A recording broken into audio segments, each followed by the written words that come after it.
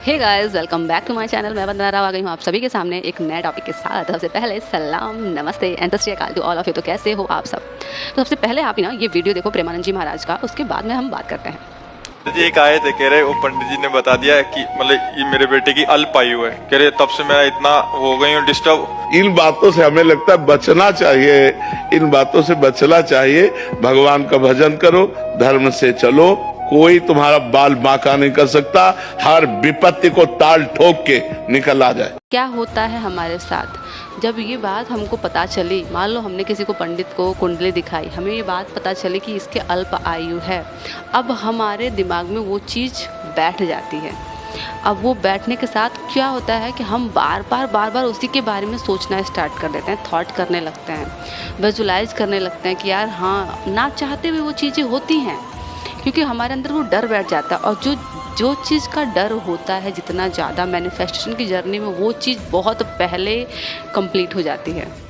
तो यही हमारे अंदर की गलती है कि हम किसी की भी बात को मान के एक्सेप्ट कर लेते हैं और उसी को सोचने लगते हैं, बार बार उसी पे थॉट करते हैं, क्रिएट विचार करते हैं। और हमारे सब कॉन्शियस का यही रोल है कि आप जिस चीज़ को बार बार दोहराओगे ना, बार बार दोहराओगे, वो एक दिन उस चीज़ को सत्य करके दे देगा। और हम इस बात को नहीं जानते हैं। इनफैक्ट 95% जनता नहीं जानती है अपने सबकॉन्शियस और कॉन्शियस माइंड का क्या रोल है। मैं पहले आपको ये बता दूं कि जब तक हम किसी विचारों पे बार बार हम थॉट क्रिएट करेंगे ना, वो चीज़ें अपना एक सामंजस्य फैलाना स्टार्ट होंगी, न्यूरॉन्स जुड़ेंगे। मान लो आपने एक बार सोचा, उसके बाद उससे कोई दूसरा न्यूरॉन जुड़ा, वो धागा जुड़ गया। अब उससे 2 से 4 बनेंगे, 4 से 6 बनेंगे, मतलब वो पूरा एकदम एक जाल बन जाएगा। अब वो जाल बनने का मतलब, जब से ही जाल बना वो सबकॉन्शियस में फिट हो गया। एंड देन फिट होने का बाद क्या होता है, सबकॉन्शियस कहता है कि boss you are always right, और मैं इसे और अच्छा करके दूंगा। उस औरत का क्वेश्चन था कि अल्प आयु में ही बताया है पंडित जी ने कि ऐसे ये हो जाएगा। लेकिन हमें क्या करना था, हमें उस बात को इग्नोर करना था, हमें उस बात को लेके नहीं बैठना था इसमें कि नहीं उन्होंने कह दिया तो वो पत्थर की लकीर हो गई। नहीं, क्यों? क्योंकि हमें ये जो मनुष्य शरीर मिला है, ये हमें अपने भाग्य को बदलने के लिए मिला है, हमें ये मोक्ष प्राप्ति के लिए मिला है। हम अपना भाग्य बदल के अपने मोक्ष के द्वार तक पहुँच सकते हैं। हमें सिर्फ इसलिए नहीं मिला है कि हम यहाँ पे आए, खाए पिए, मौज किया, खेले कूदे, उसके बाद यहाँ से चले गए।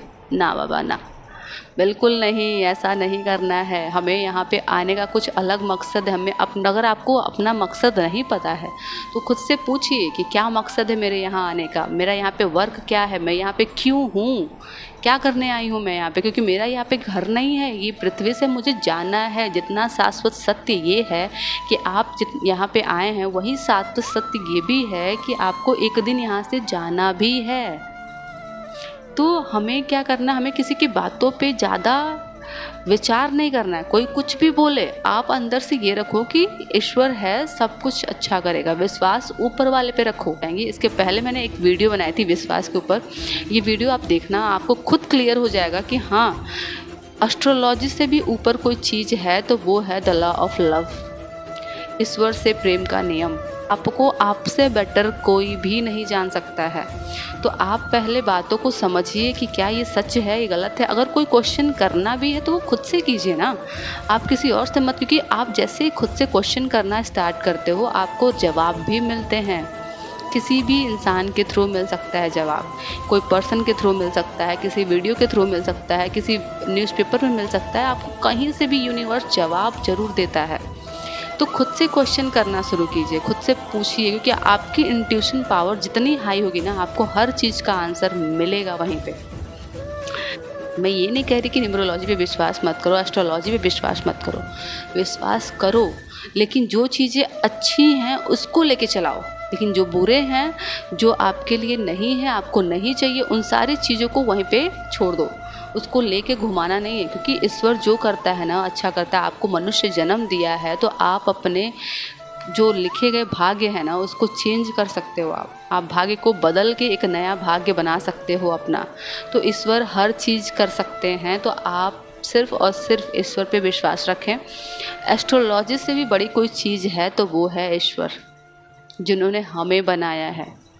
तो एस्ट्रोलॉजी हो या फिर कुछ भी हो, अगर किसी चीज़ पे आपको ध्यान देना है तो अच्छे विचारों पे ध्यान दीजिए, अच्छे थॉट्स पे ध्यान दीजिए। बुरे विचार, बुरे थॉट्स को आने ही मत दो। जैसे ही आए ना, अलर्ट करो खुद को, यार ये थॉट बुरा है, मुझे नहीं चाहिए, देन स्किप करो एंड आगे बढ़ो। जो चाहिए उसको सोचो, मतलब आप वो सोचो जो चाहिए। सिर्फ हमेशा नहीं समझ में आ रहा है, आप लिख के रख लो आपको क्या चाहिए। जैसे ही आपके दिमाग में नेगेटिव थॉट आया, आप उस चीज़ को पढ़ने स्टार्ट कर दो कि यार मुझे ये नहीं चाहिए, इसको हटाओ, मुझे ये चाहिए, मैं ये पढ़ूंगा। उस टाइम पे उसको पढ़ना स्टार्ट कर दो। तो ऐसे आपको अलर्ट रहना है हर टाइम, क्योंकि आप जो सोचोगे आपका सब कॉन्शियस वही करता है कि आप भाई आप सोच रहे हो, अगर वो पहुँच गया सब कॉन्शियस में बोलेगा yes sir you are always right, मैं अभी इसे और अच्छा करके दूंगा। तो आई थिंक आपको चीज़ें क्लियर हो चुकी होंगी। फिर लेते हैं आपसे अलविदा, फिर मिलेंगे नेक्स्ट वीडियो में एक नए टॉपिक के साथ। अब तक के लिए bye bye, take care, Saba Khair and Radhe Radhe. Thank you so much to all of you, bye bye.